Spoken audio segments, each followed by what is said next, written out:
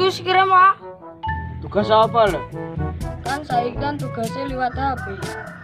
Oh iya ya. Aku saya tak mulai ya. Ya. Kan di HP ra paten.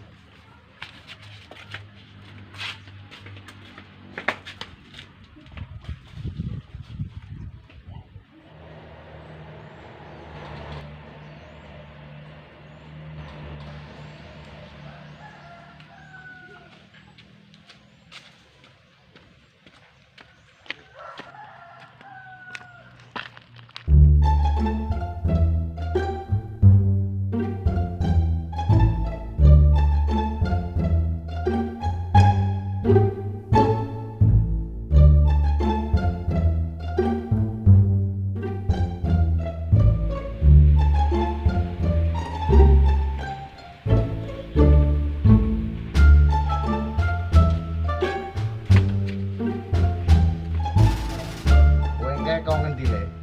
Ora kok ngendi-ngendi. Ditekoni wong tuweke wis kene kesel-kesel mulai kok sawah. Sing apik ae omong karo wong tuweke. Aku tukokno HP. Ora krungu njaluk apa le? HP ngerti HP apa ora? Oh alah le. Gegane Pak iki apa, kerjane apa? Ngene iki garap sawahe wong. Gek ning sawahe nggone wong kuwi gek bayarane gek pira. Nggih mangane kadang ya sik kurang. Dek mban nyilih ngene Mbah Paena. Dek ini nyilih ngene Mbah Legi.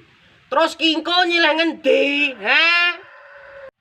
Oh alah le, ya kudune kowe kuwi ke kudune ngerti karo bapak. Gaweane ke apa? Ke ya kaadaane wong ora duwe. Wong yang garap sawah kaya ngono. Arep yen nah ya sing sabar sik ngenteni panenan. Aja ndelok sing kaya wong-wong kae.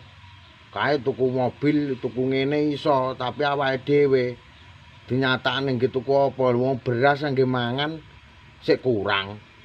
Kerjane bapak kaya ngene ning sawahe ke sawahe wong. Lah piye meneh?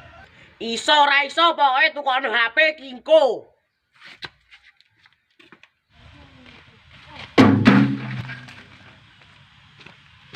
Asem tenanane, anake sapa kaya ngono kuwi? Anak kaya luwak. Jane nek aku gawe yo pener. Nek kok malah kaya ngono kuwi. Kok kaya ngene abot sanggane yen aku dadi wong ora duwe direwangi mendina nyambut gawe rekoso nanging kayane ra sepira. Le, wedhus arep tak gon nandi? Wedhus karo sita bondone bapakmu iki. Ora dol jol HP. Aja le arep tak gon nandi wedhus karo sita. Yo ngalah.